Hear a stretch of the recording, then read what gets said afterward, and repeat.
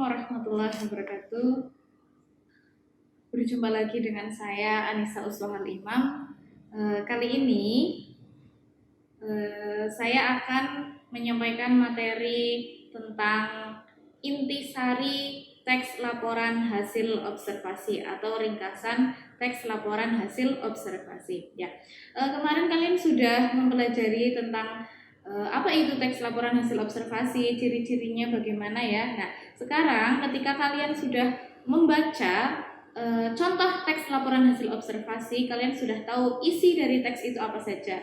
Nah, setelah tahu isinya, sekarang kalian berlatih untuk meringkas atau mengetahui intisari dari teks laporan hasil observasi tersebut. Nah, yang perlu kalian pahami terlebih dahulu yaitu intisari. Intisari itu apa? Intisari adalah isi yang paling pokok, ya, isi yang paling pokok atau penting, atau bisa kalian pahami adalah gagasan pokok, gagasan utama, kalimat utama, ide pokok. Nah, itu di setiap paragraf pasti memiliki yang namanya kalimat utama atau ide pokok atau gagasan utama. Nah, sebelum kalian meringkas atau menuliskan intisarinya, jadi kalian harus mengetahui dulu di setiap paragraf kalimat utamanya apa atau gagasan utamanya apa, gitu ya. Itu intisari. Jadi hal-hal yang paling pokok di dalam teks laporan hasil observasi. Kemudian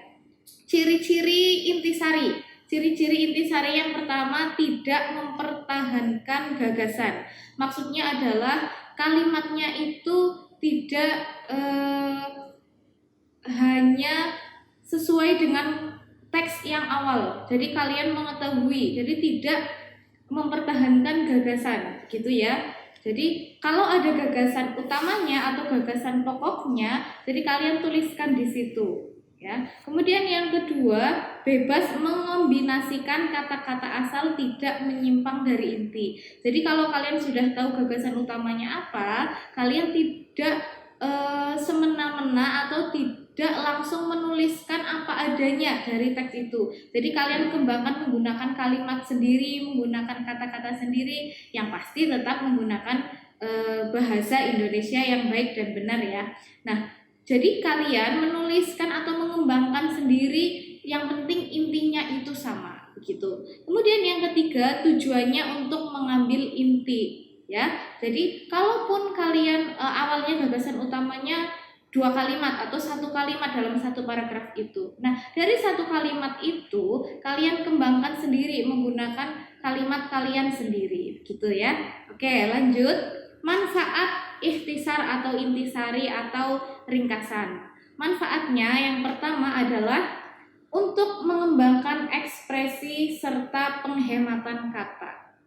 Nah, dari kalian membaca satu teks penuh itu kan sangat banyak. Jadi fungsi dari atau tujuan dari intisari ini adalah kalian bisa menghemat supaya orang lain ketika membaca, oh isinya tentang ini, gitu. Kemudian yang kedua, memahami dan mengetahui isi sebuah buku atau karangan. Nah, di sini adalah karangan, yaitu teks laporan hasil observasi. Jadi kalian mengetahui dan memahami isinya apa, walaupun hanya membaca ringkasannya atau intisarinya. Kemudian yang ketiga, membimbing dan menuntun seseorang agar dapat memahami suatu bacaan. Jadi ketika kalian biasanya baca ringkasannya dulu atau baca intisarinya dulu, baru kamu mengetahui isi dari bacaan itu apa atau isi dari teks itu apa, ya. Itu adalah manfaat ikhtisar atau intisari. Kemudian selanjutnya, bagaimana cara kalian menuliskan intisari atau menuliskan ringkasan? Yang pertama, pasti ya, kalian harus membaca teks laporan hasil observasi terlebih dahulu. Setelah kalian membaca, kemudian kalian membuat kerangka bacaan dengan menuliskan gagasan utama di setiap paragraf. Setelah kalian membaca penuh satu teks, ya, kemudian kalian tuliskan gagasan utama dalam setiap paragraf.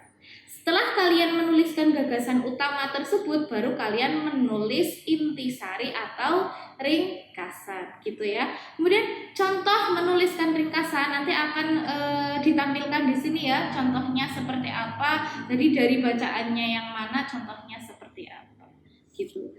Demikian yang dapat saya sampaikan pada pertemuan kali ini. Apabila ada kesalahan, saya mohon maaf. Apabila ada pertanyaan, jangan lupa tanyakan di grup atau melalui nomor WA saya di bawah ini ya. Sampai jumpa pertemuan berikutnya. Wassalamualaikum warahmatullahi wabarakatuh.